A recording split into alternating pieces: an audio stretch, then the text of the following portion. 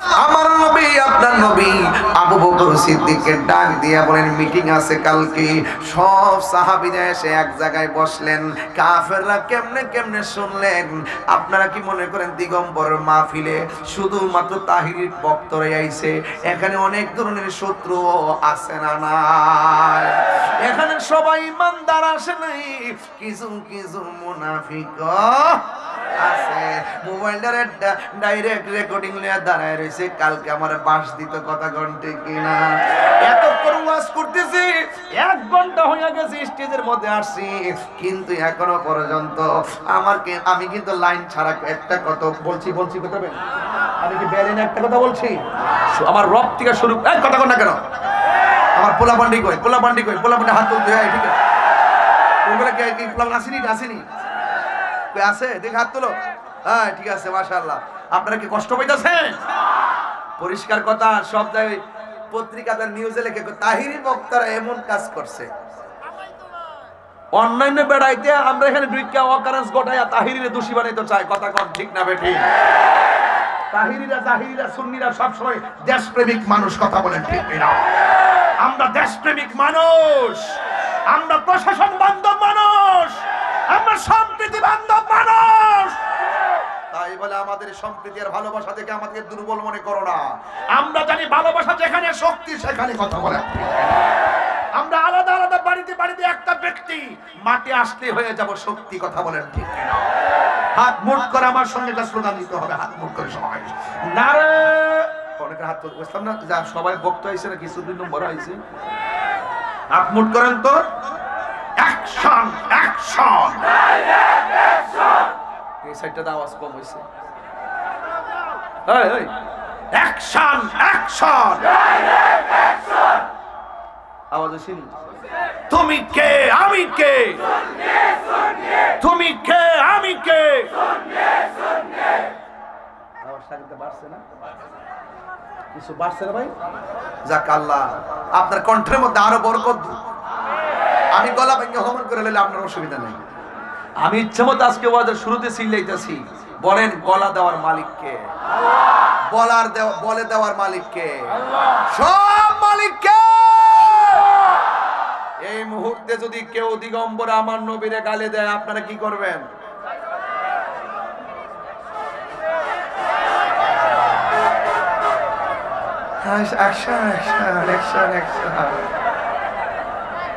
Direct থানায় দিয়ে দেন। আমরা সুন্নিরা আইন হাতে তুলে নেই না।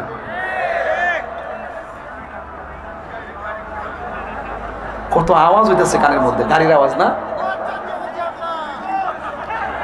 দিয়েছি তো রক্ত, বাস এই লোকের স্লোগান। বেড়া নীরব না বিপ্লব? বিপ্লব বিপ্লব, এটা আমার স্লোগান, আমি নিজে বানাইছি। কোন বেড়া বাংলাদেশে দেয় না এই স্লোগান। চ্যালেঞ্জ, নীরব না বিপ্লব, নীরব না বিপ্লব। তুমি কে আমি কে? বাস ভালো লাগছে নি? ভালো লাগছে নি? বাস আল্লাহ আল্লাহ কবুল করুক, আমিন কর। এখন আপনাদের এমন একটা মাঠে নিয়ে আসছি, এখান থেকে কিন্তু মুমিন আর মুনাফিকের পার্থক্য হয়ে যাবে। এখান থেকে কাফের আর মুসলমানের পার্থক্য হয়ে যাবে। সিদ্দিক আকবর বলছেন জিকির হবে উপেনে না গোপনে? কথা কথা কেন? তা আমরাও কি সত্যের কথা কি গোপনে না উপনে? রাজি আছেন তো সবাই ইনশাআল্লাহ? বাস এবার সিদ্দিক আকবরকে নিয়ে আমার রাসূল দাঁড়াইছে। আমার নবী বলতেছেন, আর কাফেররা এখানে ঢুকছে। আমার নবী বলতেছেন, এ সাহাবারা, আমরা দ্বীনের দাওয়াত উপেনে দিব। এই ক্ষেত্রে যদি রক্ত দিতে হয়, জীবন দিতে হয়, তোমাদের মধ্যে কে আছো জীবন দিবে? 40 জন সাহাবীর মধ্যে যেই সাহাবীটা প্রথম দাঁড়ায় গেছে, ওই সাহাবীর নাম হলো আবু বকর। তো রওজা শরীফটা কি কাছে এমনি পাইছে? এই লালগঞ্জ, এই লালগঞ্জ, এই লালগঞ্জ, তুমি মনে করছো আমি দেখছি না? আমি তাহিরি না দেখই না বেড়া। আজকে জিকির হইতো না ইনশাআল্লাহ। কোন বেড়া কিতা কইবে তা হুনার টাইম নাই। জিকির হবে একজনের, জবান খুলে কোন তিনি কে? সিদ্দিক আকবর বলছেন, আর কত নীরবে নীরবে আল্লাহ আল্লাহ বলবো। এখন উপেনে হবে, উপেনে উপেনে হবে, জিকির হবে মালিকের। এবার জীবন গেলে যাবে, কার জিকির হবে? আল্লাহ। সিদ্দিক একবার লাফ মেরে দাঁড়াই গেছে, লাফ মেরে লাফ ভাই কি আর রাসূলুল্লাহ সুবহানাল্লাহ কোন কেন, আমি জীবন দিব, আমি রক্ত দিব, আমি সব দিব। সাথে সাথে কাফেররা সিদ্দিক আকবরের মাথা বরাবর, বিশ্বাস করেন এমন ভাবে পাথর মারছে, রাসূলুল্লাহকে সাহাবায়ে কেরাম ধরলেন, ধইরা নিয়ে গেলেন, বাড়িতে নিয়ে গেলেন। আর সিদ্দিককে আকবর পাথরের আঘাত খেয়ে রক্তাক্ত হয়ে মাটিতে পড়ে গেছে। চিৎকার মেরে বলেন না আল্লাহু আকবার। সিদ্দিক আকবরকে ধরাধরি করে বাড়িতে নিয়ে গেছে, চোখের পানি ফেলে কাঁদতেছে আর ও বেহুশ হয়ে পড়ে আছে। সিদ্দিক আকবরের আম্মাজান বলতেছে, আবু বকর তোমার শরীরটা এখন কেমন লাগতেছে? প্রেমিক কারে কত বুঝতে হবে। সিদ্দিক আকবর বলছেন, মা আপনি আমাকে জিজ্ঞেস করবেন না যে আমি কেমন আছি, আমার কানের কাছে আপনার মুখটা লাগায়া বলেন আমার নবী কেমন আছে। এই গজলটা আমার আশিকি ভাই বলতে পারে সুন্দর করে, আল্লাহ আমার আশিকি হুজুরের হায়াতের মধ্যে বরকত দেন, আমিন কোন। বলতাম নি গজলটা, গজলটা কইতাম না রে বেটা। নবীর প্রিয় সাহাবী হযরত, আপনারা মোবাইল ব্যবহার করেননি, আমি কিন্তু পিছনে কাউরে দেখি না, কেউ দেখা যায় অন্ধকার লাগে না, মোবাইলের ফ্ল্যাশ লাইটে জ্বালায় দিয়া কোন দেখি কেমন দেখা যায়। আজকে দিগম্বর মাহফিল, বহুত দিন পরে আইছি, আজকে ওয়াজ করতেছি কইরি যাব, কথা কোন ঠিক না বেঠি? কেউ উঠবেন না প্লিজ, আমার সাথে বলুন, নবীর প্রিয় সাহাবী কি, নবীর প্রিয় বকর সিদ্দিকী ভালোবেসে শুইল পাশে, ভালো পাশে চাইয়া দেখো মদিনা মদিনা মদিনা, আসে গো মুমিনের ঠিকানা, বলো মদিনা মদিনা, আসে গো মুমিনের ঠিকানা। দিদার চেয়ে কাঁদো তোমরা, দিদার হো না নবীর দিবানা, মদিনা মদিনা, আসে গো মুমিনের ঠিকানা, বলুন মদিনা মদিনা, আসে গো মুমিনের ঠিকানা। জালাল, আসল কথা বলবো, আসল কথা বলবো, জালালউদ্দিন সুয়ুতি ৭৫ বার দেখল নবীজি, জালালউদ্দিন দেখল নবীজি, এতবার দেখিয়া নবী, এতবার দেখিয়া নবী, জ্বালা তাহার মিটে না, মদিনা মদিনা, আসে গো মুমিনের ঠিকানা, বলুন মদিনা, ও আসে গো মুমিনের ঠিকানা। কণ্ঠ মিলান, আহা দিদার চেয়ে কাঁদো তোমরা, দিদার হো না নবীর দিওয়ানা, মদিনা মদিনা, আসে গো মুমিনের ঠিকানা, বলো মদিনা মদিনা, মুমিনের ঠিকানা। একটা জবান বন্ধ রাখবেন না, নবীর জন্য জীবন দিতে চাই কি চাই না। সিদ্দিক আকবর বলে, মা মাগো, ও মা, আমার মাথা ফাটছে জিগায়েন না আমি কেমন আছি, আমার শরীর থেকে রক্ত ঝরছে জিগায়েন না কেমন আছি। মা গো মা, একটা বার বলেন না আমার নবী কেমন আছে। মা ডাক দিয়ে, আমি তো নবীর বাড়িতে যাই নাই।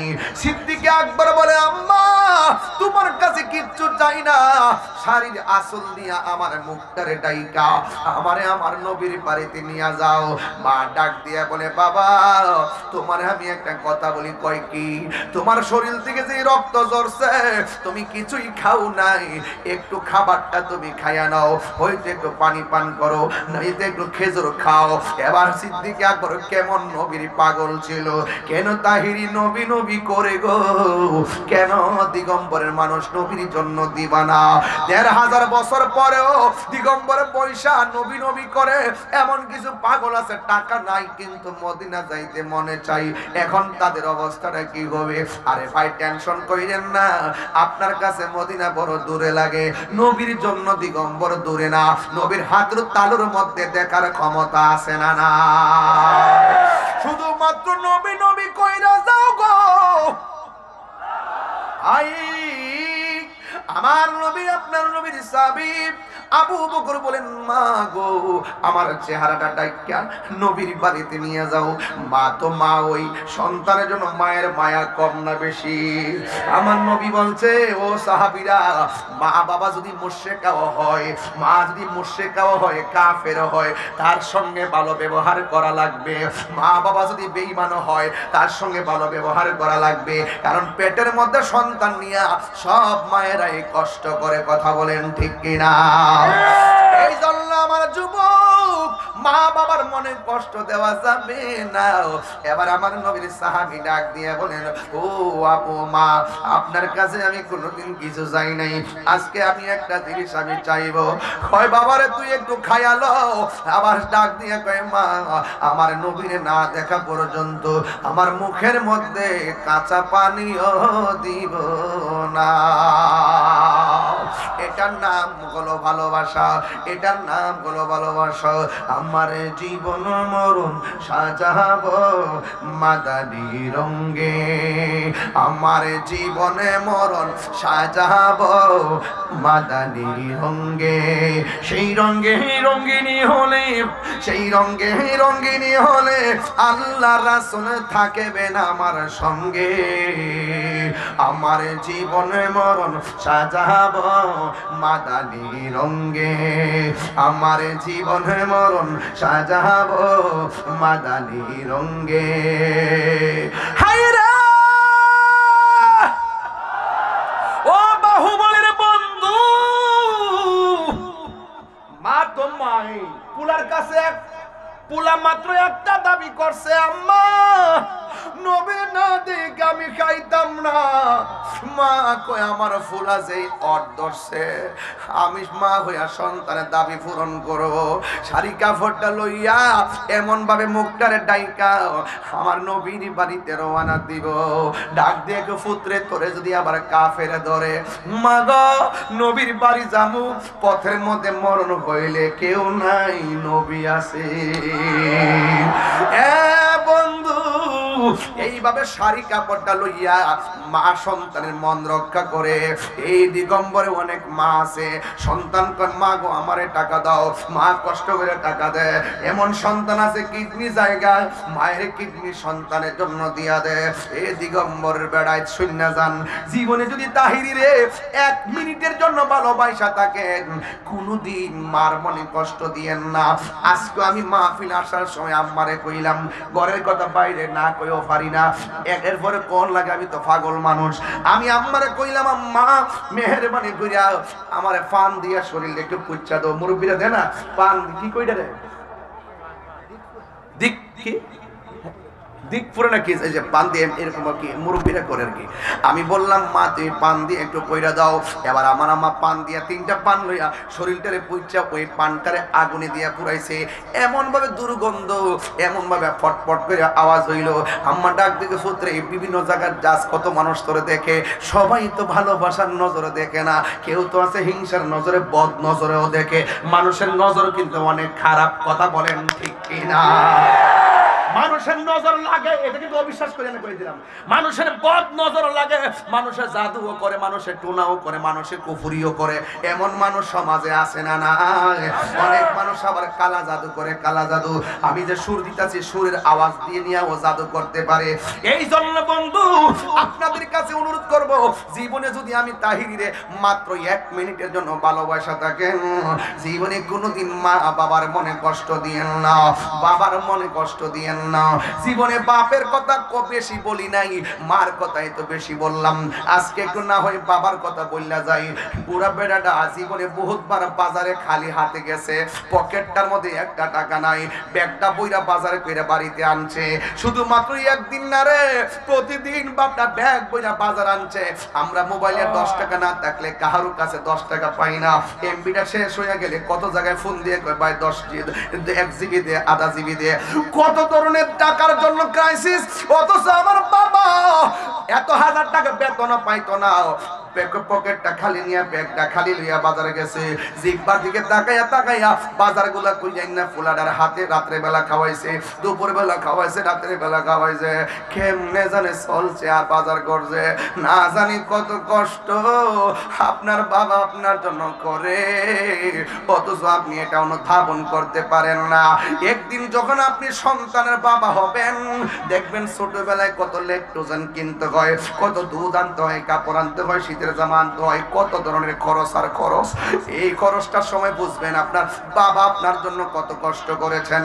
এই জন্য আমার বন্ধু, শুধুমাত্র ওয়াজ শুনলে চলবে না, ওয়াজ শুনলে চলবে না, এই শুধুমাত্র ওয়াজ শুনলে চলবে না।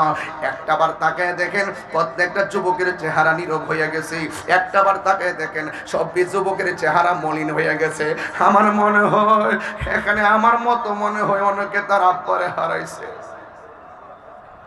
বাড়িতে যাই কারে বাবা কইয়া ডাক দিব, বাবারে হারাইছে যে সে বোঝে বট গাছটার দামটা কত। বাবা এমন একটা ছায়া, এই কথা কেউ কয় না, অথচ বাপের দুঃখের কথা কেউ কয় না। তিলে তিলে তিলে তিলে ঘাম জড়াইয়া জড়াইয়া কই থেকে টাকা আইছে। আর সবচেয়ে বড় জিনিস তো টাকা, সবচেয়ে বড় হলো অর্থ। অর্থ না থাকলে ভালোবাসা জানালা দিয়া পালাইয়া যায়, প্রেম না থাকলে, অর্থ না থাকলে ভালোবাসা জানালা দিয়া পালাইয়া যায়। অথচ শিশু থেকে কিশোর, কিশোর থেকে যৌবন, যৌবন থেকে বিয়ের আগ পর্যন্ত ছেলে কিংবা মেয়ে লক্ষ লক্ষ টাকা খরচ করে বিয়ে দিতেছে, অথচ বাপের মুখে কোনোদিন কালো চেহারা দেখি নাই। বাপটা সব সময় একদম চেহারাটা মলিন না কইরা হাসি মুখে কথা বলতেন, আর মনে মনে ভাবতেন আমার সন্তানের সামনে মনটা খারাপ করলে আমার জাদুমণি কষ্ট পাইব। এখন বুঝতেছি বাপটা হারাইবার কেমন কষ্ট। আরে এমন দিগম্বরে এমন গুরুস্থান আছে না, এই দিগম্বরের মধ্যে এমন কিছু গুরুস্থান আছে, শীতের মধ্যে বাপটা পরে আছে, অথচ আমার গায়ের মধ্যে চাদর লাগাইলাম, ব্লেজার পরলাম, পাঞ্জাবি গেঞ্জি লাগাইলাম, অথচ একটা দুইটা এক রঙের তিনটা পাতলা কাপড় দিয়ে আপনার বাপটারে যে কবরে শোয়াইছেন, শীতের মধ্যে কবরে পড়ে আছে। বৃষ্টি হলে বৃষ্টির পানি কবরে ঢুকতেছে, পোকামাকড় ডুইকা অল বডি থেকে গোশতগুলো খুললা হাড্ডিগুলো বাজে বাজে কবরের মধ্যে পইরা রইছে। অথচ দুনিয়ার রং তামাশা শেষ হয় না, বাপের কথা মনে হয় না। ও বন্ধু বন্ধু বন্ধু, আমি তাহিরিকে যদি 1 মিনিটের ভালোবেসে থাকেন, আজকে থেকে ওয়াদা করেন বাপটা কবরে গেছে, বাপের কবরের পারে যাইয়া বাপের জন্য দোয়া করব। আমার নবী আপনার নবী একদিন গুরুস্থানের মধ্যে গেলেন, গুরুস্থানে যাইয়া দেখতেছেন সবটা গুরুস্থানের মানুষগুলো জান্নাতের গালিচায় পড়ে আছে, আর একটা মাত্র কবরের কাছে যাইয়া দেখেন ওই কবরের মানুষটা জাহান্নামের গালিচায় পড়ে আছে। জান্নাতের গালিচায় যারা পড়ে আছে ওরা আনন্দে ঘুমাইতেছে, আর জাহান্নামের গালিচায় যেই ছেলেটা পড়ে আছে এমন ভাবে কান্না করে গো, আমার নবী দেইকা চোখের পানি মোবারক ছেড়ে কান্না শুরু করলেন। সাহাবীরা আল্লাহু আকবার জোরে হবে, সাহাবীরা ডাক দিয়া বলে ইয়া রাসূলুল্লাহ, নবী গো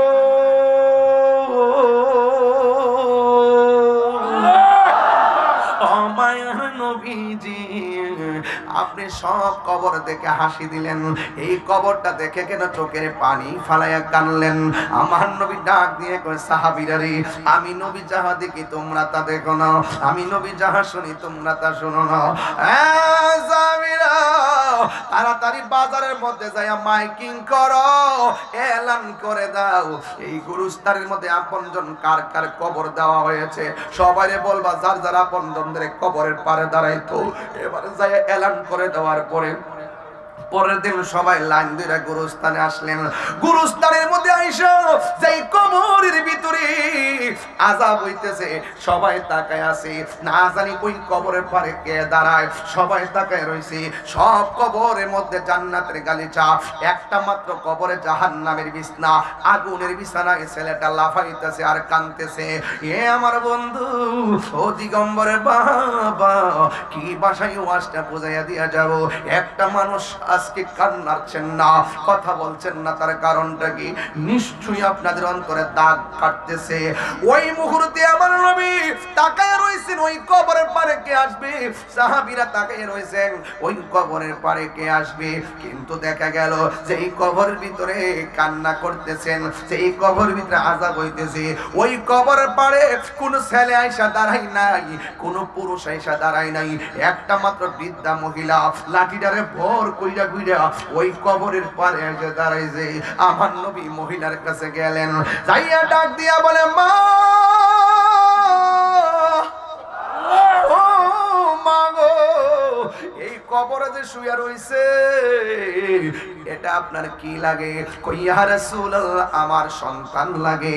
একটা খেয়াল কইরা দেখেন না, ওয়া মা ইয়াস্তাবিল আহইয়া ওয়ালাল আমওয়াত, যারা জিন্দা যারা মুর্দা এক না। উপরে তাইকা কেউ কবর আযাব দেখে না। আল্লাহ বলেন, ইন্নাল্লাহা ইসমিউ মাইয়াশা, আমি আল্লাহ যারে ইচ্ছা করি কবরের আযাব দেখার ক্ষমতা দেই। এই জন্য আমার নবী দেখার ক্ষমতা দিয়েছেন কে? আমার নবী ডাক দিয়া বলে, মা, আপনি যে বলতেছেন এই কবরটা আপনার সন্তানের কবর, আপনি জানেননি এই কবরে আপনার সন্তান সুখে কিনা দুঃখে আছে? মা ডাক দিয়া বলেন, ইয়া রাসূলুল্লাহ, ইয়া হাবিবাল্লাহ, নবী গো, আমি জানি না, আল্লাহ এবং তার রাসূলই ভালো জানে। এই মহিলাটা ছিল নবীর আশিকা। ডাক দিয়া বলে, আল্লাহ এবং নবী ভালো জানে, আপনারা জবানটা খুলে বলুন, আমার নবী জানার ক্ষমতা আছে না নাই? আমার নবী ডাক দিয়া বলে, মা, মা গো, আমি নবী গুরুস্থানের মধ্যে এসেছি। সব কবরের সন্তানগুলো জান্নাতের গালিচার মধ্যে পড়ে আছে, একমাত্র আপনার সন্তানটা জাহান্নামের গালিচার মধ্যে পড়ে আছে। আপনারা বলেন, এমন কবর শুনলে মা কষ্ট পায় কি পায় না? কিন্তু যেই মাত্র নবী বলছে আপনার সন্তানটা কষ্টে আছে, মহিলাটা না কান্দা, কষ্ট না পাইয়া মুস্কি মুস্কি হাসতে শুরু করলো। আমার নবী ডাক দিয়া বলে, মা, আপনি কেন মুস্কি হাসলেন? সন্তানের কষ্টের কথা শুনি না পৃথিবীর কোনো মা হাসতে পারে না, আপনি কেন হাসতেছেন? এটার মধ্যে একটা রহস্য আছে। এবার মহিলাটা নবীরে ডাক দিয়া বলে, ইয়া রাসূলুল্লাহ, আমার সন্তান কবরের মধ্যে কষ্টে আছে, জাহান্নামের আগুনের মধ্যে আছে, এটাই আমি দেখে কেন হাসতেছি জানেননি? আমি কেন আনন্দিত জানেননি? নবী বলে, কেন কেন কেন ইয়া রাসূল, কেন? ওই মহিলাটা ডাক দিয়া বলেন, এ আমার দিগম্বরের বাবাজিরা রে,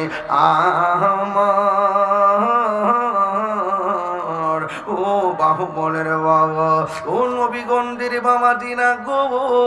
আমার নবী ডাক দিয়ে বলেন, মা, কেন আপনি হাসতেছেন? এবার মহিলাটা ডাক দিয়ে বলেন, নবী গো, এই সন্তানটা যেদিন কনসেপ্ট হয়েছে সেদিন থেকে আমি আনন্দিত। যেই দিন থেকে সন্তান পানির ফুটা থেকে গোশত, গোশত থেকে গোশত থেকে হাড্ডি, হাড্ডি থেকে পরিপূর্ণ শরীর হইয়া আমার পেটের মধ্যে লাথি দেয়, তখন থেকে আমি খুশি। ইয়া রাসূলুল্লাহ, জীবনে অনেক রাত আমি ঘুমাইছি, ঘুমের ঘরের মধ্যে আমার সন্তান আমার লাথি দিছে, ঘুম থেকে ভাঙ্গা চোখের পানি ফালাইয়া ফালাইয়া কাঁদছি, এরপরও চোখের পানির সাথে আমার আনন্দ। ইয়া রাসূলুল্লাহ, নবী গো, আমি খাওয়ার জন্য বসছি, ওই সময় সন্তান পেটের লাথি মারছে, আমি তখন খাবারটা রাখিয়া দিয়া মানুষে বলছি আমার মুখের মধ্যে রুচি নাই, এরপর আমি আনন্দিত। ইয়া রাসূলুল্লাহ, নবী, আমি যেই দিন প্রেগন্যান্সির ব্যথা উইটা ঘরের মধ্যে গেলাম, ওই দিন মানুষ বলছে এই সন্তানটাকে আমি পেটের মধ্যে ধারণ করে প্রসবের সময় যখন আমি গেলাম, ওই সময়ের ভিতরে মানুষ আমাকে বলল, ইয়া রাসূলুল্লাহ, ইয়া হাবিবাল্লাহ নবী গো, আমি নাকি প্রসবের সময় বেহুশ হয়ে গেছিলাম, অনেকে বলছে আমি নাকি মরে গিয়েছিলাম। এরপরে কিছুক্ষণ পরে আমার হুঁশ এলো, হুঁশ হওয়ার পরে আমার জাদুমণিরে যখন আমি কুলের মধ্যে নিয়েছি, আমার সব ব্যথা দূর হয়ে গেছে। ইয়া রাসূলুল্লাহ নবী গো, আমার সন্তানকে আমি ডানে শোয়াইছি, পেশাব করছি, আমি আমার জাদুমণিরে বামে নিয়ে গেছি, আমি আমার জাদুমণিরে বুকে নিয়ে গেছি। রাতের বেলা রাতের পর রাত আমি ঘুমাই নাই, এরপর আমার মনে কোনো দুঃখ নাই। হিন্দি মিন টাইমে সন্তান বড় হইতেছে, আমি আমার সব দিয়া ঘাম জড়াইয়া দুইজনে মিল্লা একে মানুষের মতো মানুষ বানাইলাম। এই সন্তানকে নিয়ে অনেক স্বপ্ন দেখেছি, আমি একদিন বৃদ্ধ হয়ে যাব আর আমার জাদুমণি শক্তিশালী থাকবে। আজকে আমার সন্তান ছোট ছিল, আমি ছিলাম শক্তিশালী, আমার সন্তানরা আমি টেক কেয়ার করেছি। একদিন আমার সন্তান বড় হবে, আমি যখন বৃদ্ধ হয়ে শিশুর মতো হয়ে যাব, ওই দিন আমার জাদুমণি আমাকে ভালোবাসবে। কিন্তু আমি দেখলাম চিত্রটা ভিন্ন। আমার সন্তান বড় হওয়ার পর যখন চাকরি হয়েছে, আমি যখন বৃদ্ধ হয়ে হাতের মধ্যে লাঠি এসে গেছি, আমার সন্তান আমার অসুস্থতায় পাশে থাকে না, আমার সন্তান আমার খবর নেয় না। আমি একটা ঘরের ভিতরে চোখের পানি ফালাইয়া ফালাইয়া কাঁদছি, আমার খবর কেউ নেই না। ইয়া রাসূলুল্লাহ নবী গো, এই সন্তানের দ্বারা কষ্ট পাইতে পাইতে আমার কষ্টের পরিধিটা বেড়ে গেছে, দেয়ালের মধ্যে পিঠ লেগে গেছে, আমি আর সহ্য করতে পারি নাই। আমি তখন একদিন রাতের বেলা তাহাজ্জুদের নামাজ পড়িরা, সন্তান আমার খবর নেয় না, অথচ আমি সন্তানের জন্য জীবনটা দিয়ে দিলাম, এই সন্তানটা আমার এত কষ্ট দিল। ইয়া রাসূলুল্লাহ, শেষ পর্যন্ত আমি সহ্য করতে পারি নাই। আমিও তো একটা মানুষ, আমি দুইটা হাত আল্লাহর কাছে উঠাইয়া আল্লাহরে বলছি, আল্লাহ আমার সন্তান, তুমি না বলছো ইম্মা ইয়াবলুগান্না ইনদাকাল কিবারা, বুড়া হয়ে গেলেও মা বাপের সঙ্গে সন্তান ভালো ব্যবহার করা লাগবে। ও আল্লাহ, আমি যত বুড়া হইতেছি, আমার সন্তান আমাকে ভালোবাসে না, আমার সন্তান আমার খবর লই না। ইয়া রাসূলুল্লাহ, এই যে সন্তান দুনিয়ায় আমারে কষ্ট দিছে, তুমিও তারে কষ্ট দিও। আল্লাহ যে আমি ফাগলনির দোয়াটা শুনছে, এই আবেদনটা কবুল করছে, এই জন্য শুকরিয়া তান আল্লাহর দরবারে আমি আনন্দিত। চিৎকার মাইরা কি আল্লাহু আকবার বলা যাবে না?